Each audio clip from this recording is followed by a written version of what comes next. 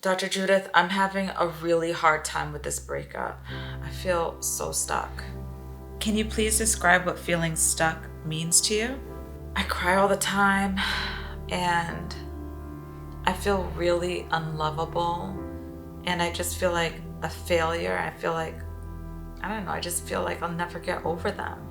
So you're crying all the time and you feel like you failed and you feel unlovable. Okay, so which one of those do you want to work on today? Well, I guess I feel unlovable. That's the one that really bothers me the most. Okay, so let's put that thought on trial. Pretend that we're in a court of love and provide me some evidence that that thought is actually true. I mean, they left. They cheated on me.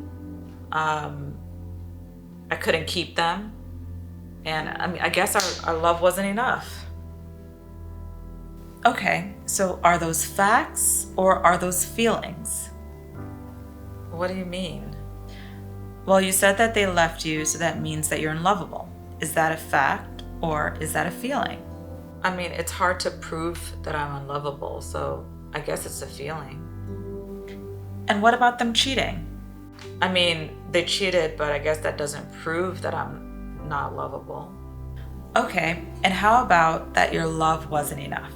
I feel like they cheated. I mean, I feel it. I feel like that's why they cheated, because I'm unlovable. But I mean, now that I think about it, we talked about how they have a history of cheating. So that's probably why they cheated. Now, how does that relate to your feeling of being unlovable? Well, I guess we wouldn't have worked out anyway because I don't think he really loved me. Now let's provide some evidence to go against that thought that you're unlovable. I have a lot of friends and they tell me that they love me all the time. And the job?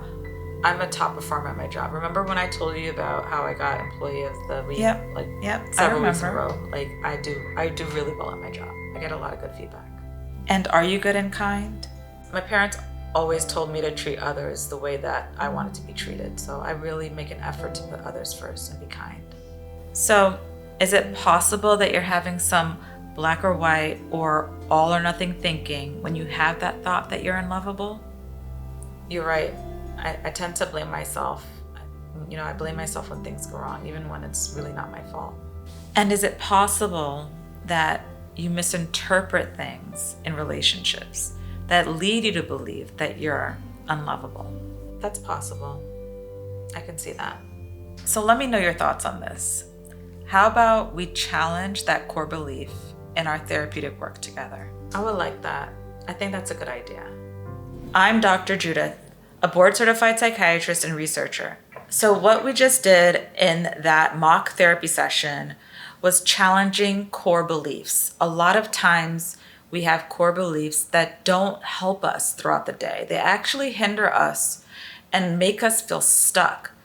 And with cognitive behavioral therapy, when you work with a therapist that you trust, where there's a good relationship, you can work together on tools to challenge these core beliefs.